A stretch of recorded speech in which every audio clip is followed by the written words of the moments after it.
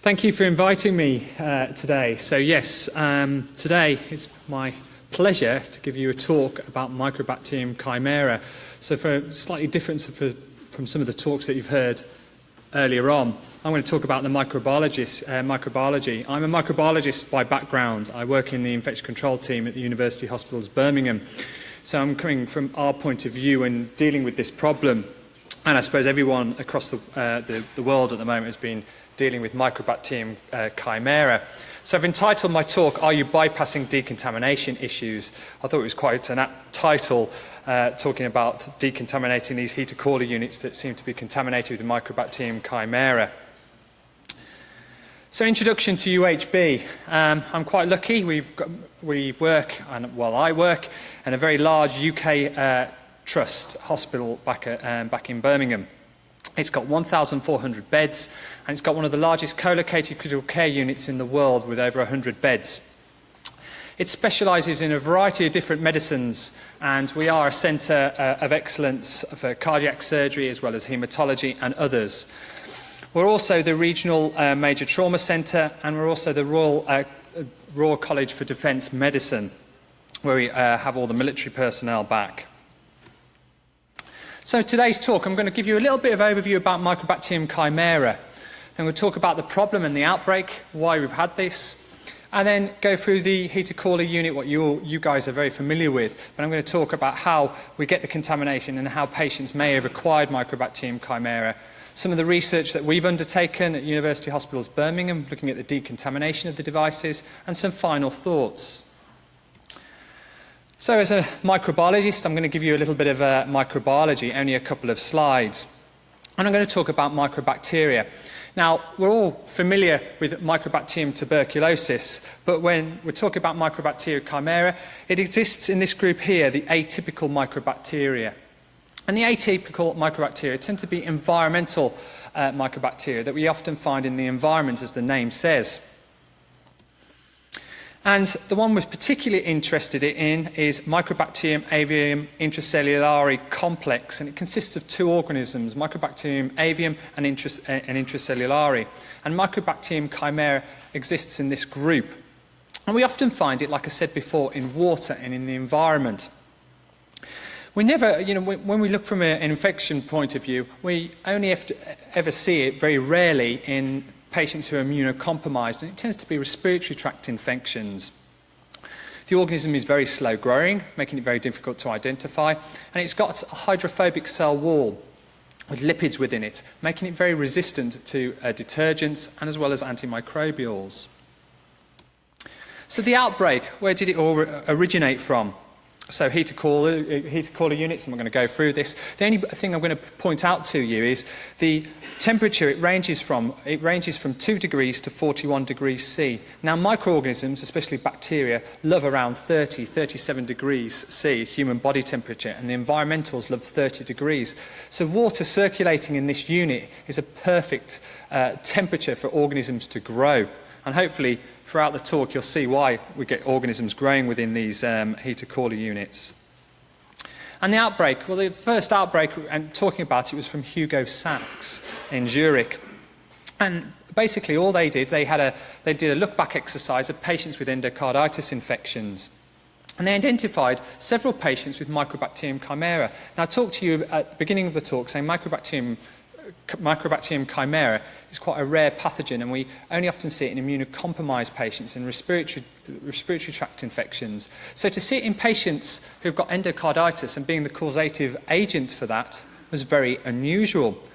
So they did a series of elegant studies. They tried to look for the source of it. They knew Mycobacterium chimera exists in this atypical mycobacteria, and they knew it corresponds to environmental sources. So they tried to look for potential environmental sources. So they looked through the water throughout the hospital, and they found Mycobacterium chimera was present in the heater cooler units. They did find it in their water supply as well, but they predominantly found it in the heater cooler units. Now, on top of that, they looked at the genome of the organism. So they looked at the water isolates, and they looked at the human isolates, and they looked at the individual base pairs, the DNA of the organisms, and they found the patient isolates matched the environmental isolates, the water isolates that we see in the heater cooler units. So it gave us some idea that the source is probably these heater cooler units. And then on top of that, I don't know if you're like the UK, we had a series of bombardment of different notifications about this problem. So we had Public Health England contact us, NHS England, as well as the medical device alert as well from MHRA. So we were notified of this problem.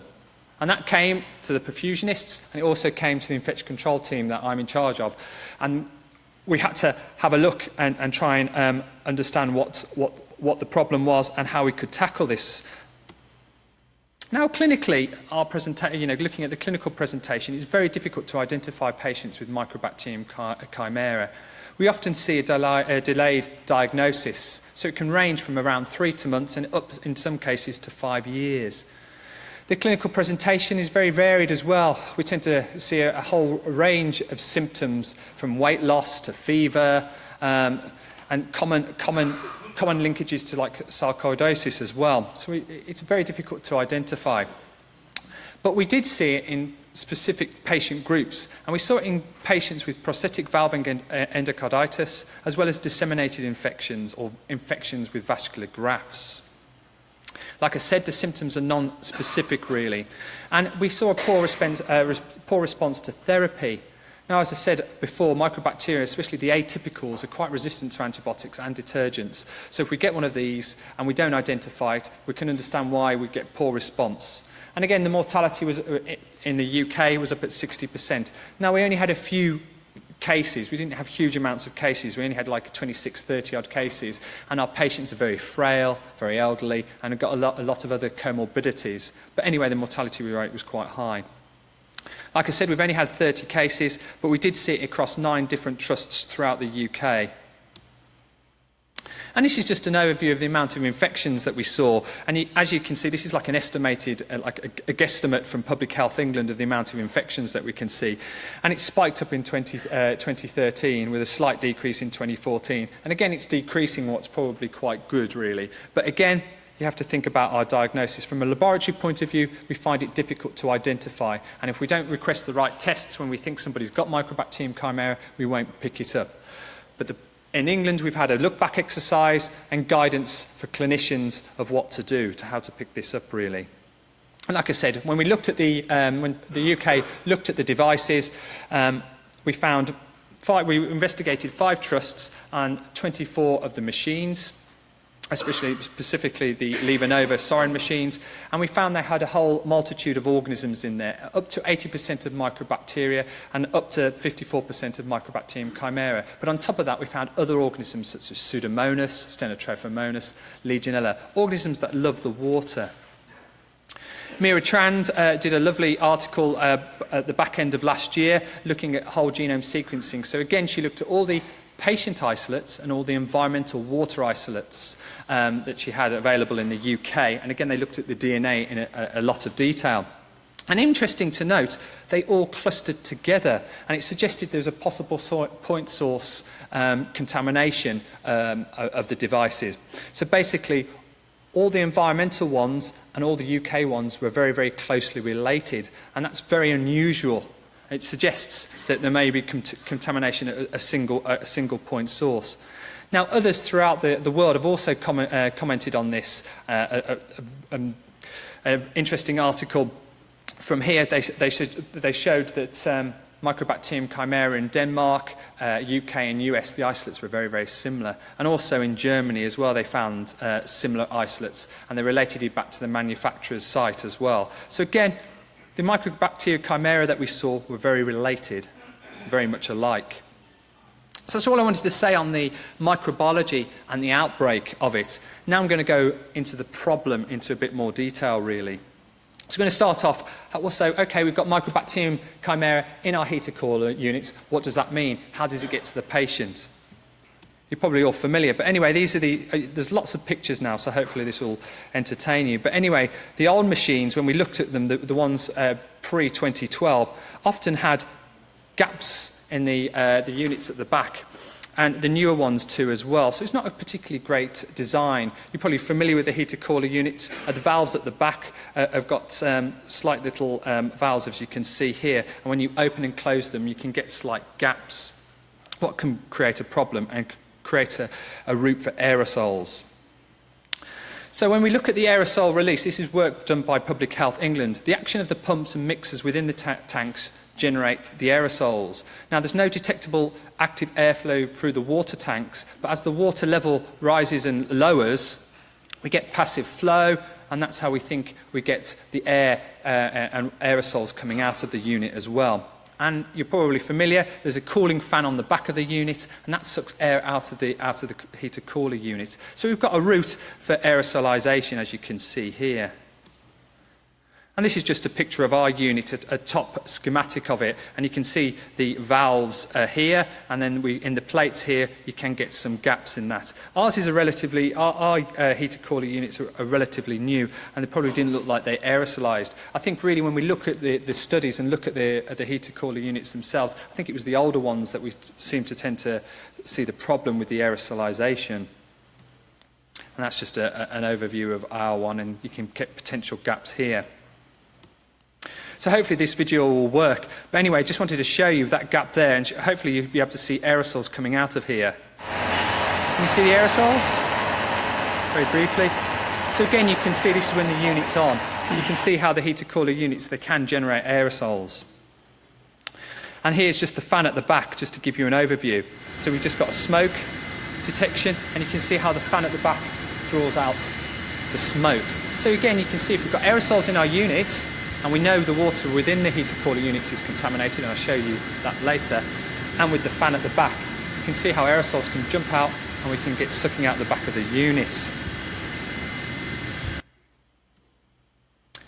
And Public Health England have done some work looking to see if aerosols, and we can get microorganisms from the heater cooler units. So they've used an Anderson sampler, what's this here?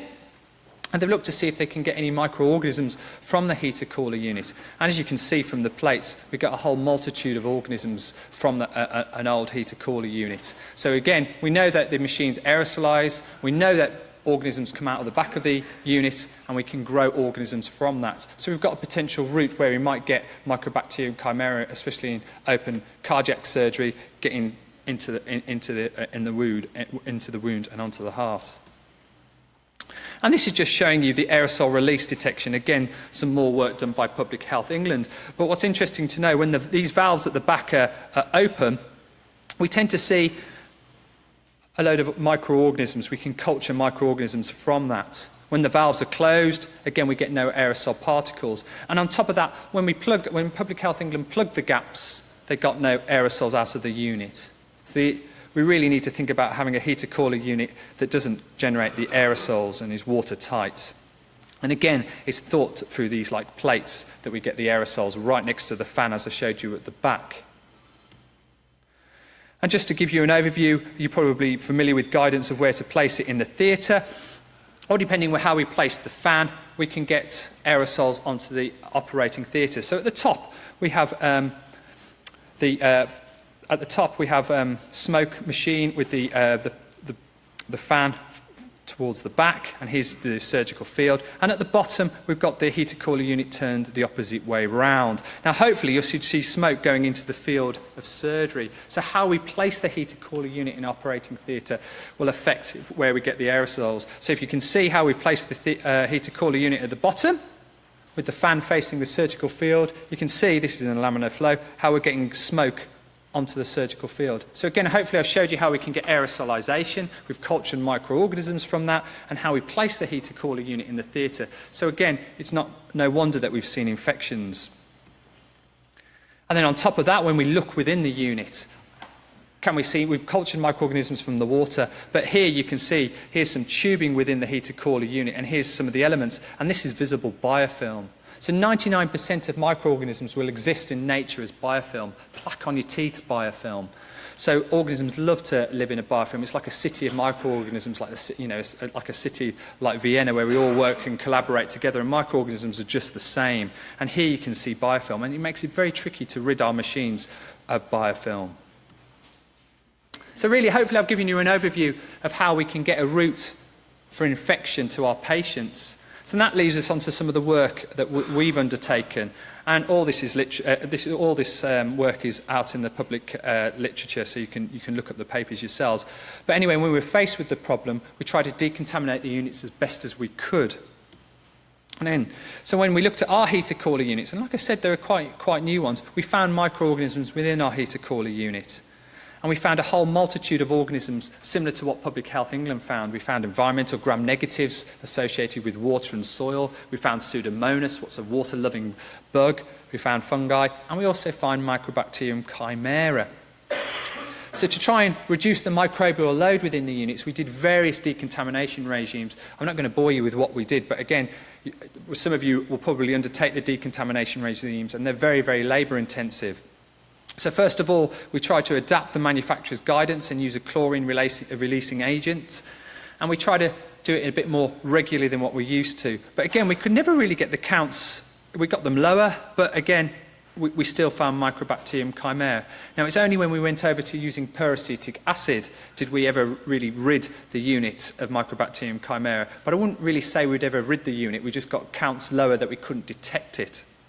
But again, when we were doing our weekly counts, a very labour-intensive process where we were doing like a weekly full system decontamination with peracetic acid, as well as daily water changes and adding hydrogen peroxide, we were still identifying microorganisms within the heater cooler unit.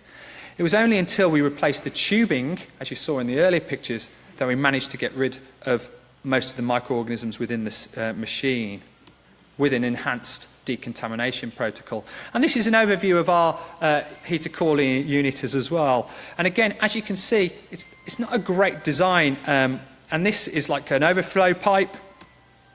And this is tubing with a bung in here. And here we've got a dead leg. No matter what decontamination you do, you'll never be able to rid the biofilm of this. So this is a source of Mycobacterium chimera and other organisms within our heater cooler unit.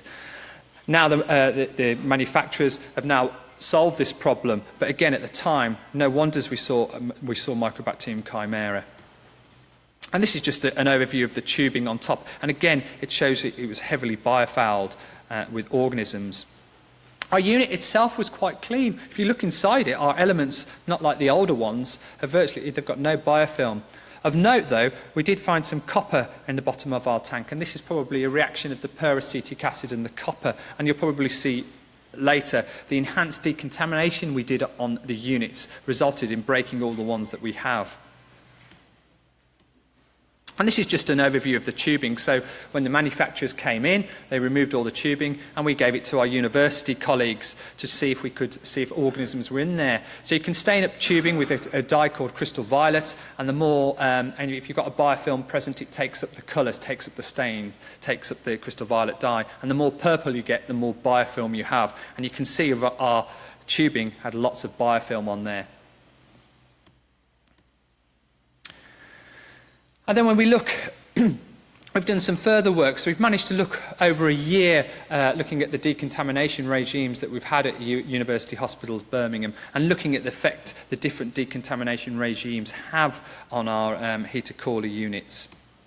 And as you can see, when I've alluded to before, it's not particularly the best of diagrams, but when we've done our chlorine decontamination, we managed to reduce the microbial load substantially, and it wasn't until we used the Purasterol, the peracetic acid, that we got the counts very, very low. And when we replaced our tubing, it was quite good. We had virtually no counts.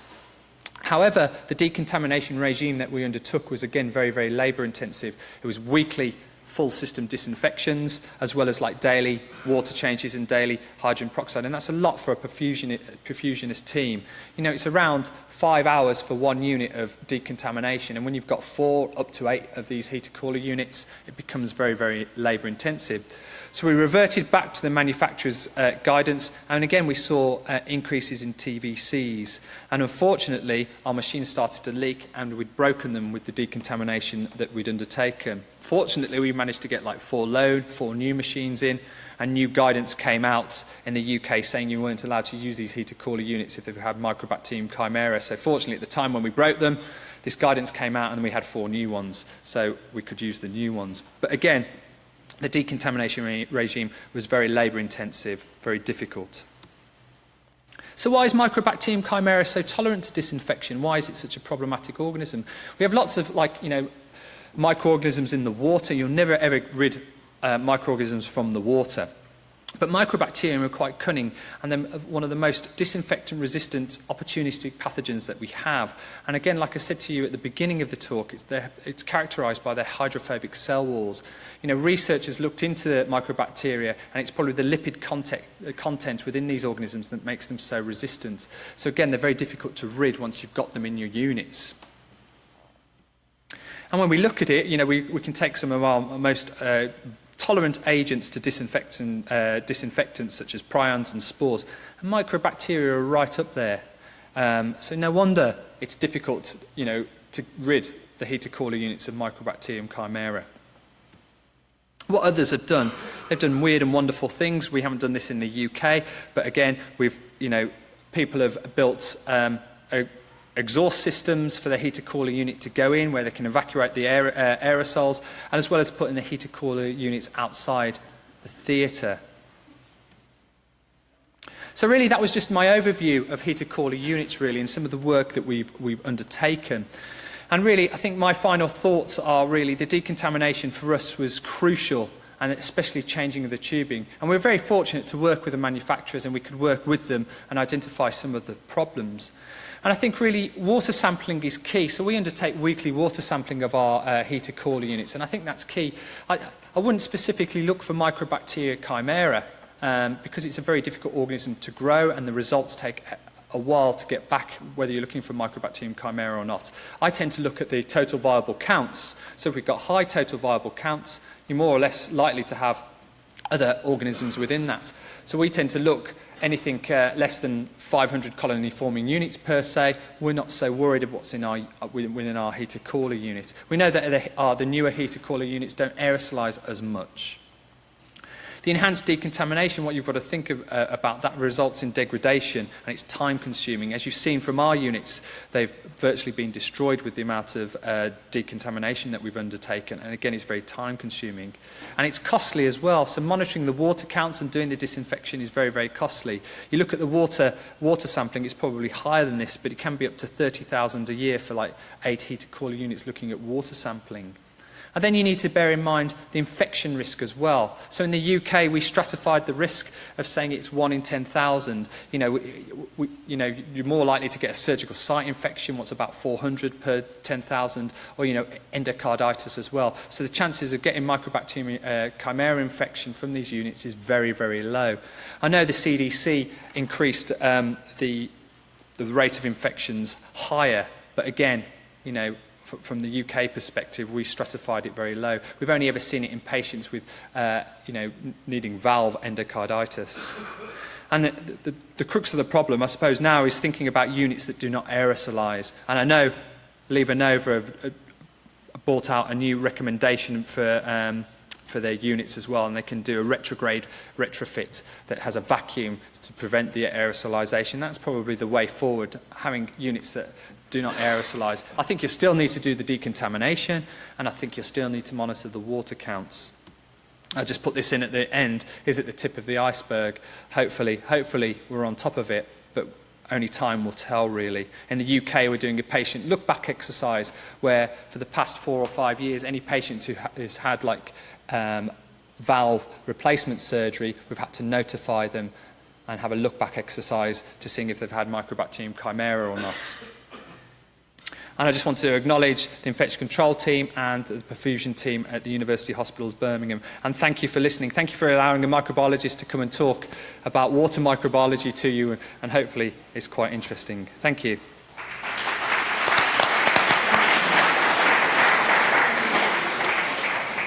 Thank you very much for a very good overview over this topic. Are there comments from the audience or questions? Yes?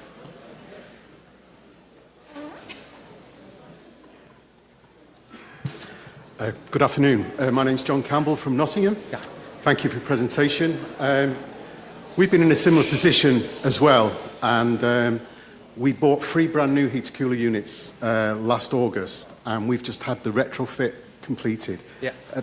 What we saw from we bought the units in August, and then we had 0 CFU counts on monthly testing following the recommended regime.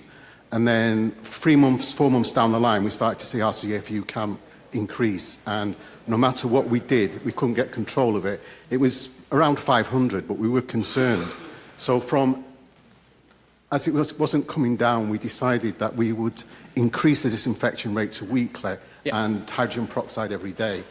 And that was beginning to bring it back down under control, but we still weren't getting the same results we were when we got them brand new.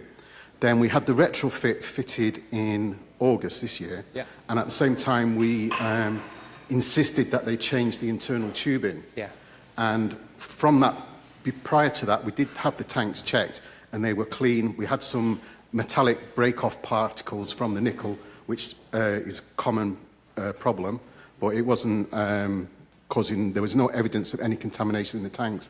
So we're thinking, is there a possibility that the internal tubing could be a weak part in that process, and the manufacturer will not change it unless you insist upon it, and they will charge as well. So do you have any thoughts on that? No, so the paper that we published in Itchy, the recommendations were in that one, and from the reviewers really was trying to say changing the tubing every 6 months. Again, we were like you, as soon as we reverted back to the 2-week decontamination protocol, we saw increases, especially in units that are probably being sold in the first place. But I think really, you know, the tubing will be part to play. That's why it's, you know, involved in the replacement after a year. I think you have to, like, you've done the right thing. Monitoring your water counts is probably the best thing that you can do. But when you're seeing increases in counts, you know, again, it's having a look within the unit. And you're right, the tubing could be one part to play in that as well, really. And this is with the recommended water tubing, not PVC. I know, yes, that's the polyethylene tubing, isn't it? Yeah. So again, I think you're an inherent problem that people think, you know, when you're looking at water microbiology and organisms, you know, bugs exist in water. You know, we look for a certain types. We look for Mycobacterium chimera, we look for Legionella, we look for Pseudomonas, but we do have organisms within there, and they will eventually get into the system. I think we need to think of a system that doesn't aerosolise, really. And just one more question: have you considered modifying the disinfection process to hold the water in the tubing, so where at the moment it just drains through, it doesn't sit there in the external drainage tubing, which we think is probably the problem? Yeah, you're right. We haven't looked at that, but again, you're right. Anywhere where you've got stagnant water, you're going to have problems. You look at your taps within the hospital. If you don't flush them, you create a Legionella and Pseudomonas risk. And it's exactly the same in these units as well. Anywhere you get stagnant water, organisms will settle. They'll form biofilms, and you are right. So again, stagnant water will be a problem in these devices unless you can have something that's free from, water within there. It's difficult, really. Heat coolers, thank you very much. No one ever thought they would be so exciting. I know, yeah, who'd have thought? I know, yeah. Thank you very much. Pleasure.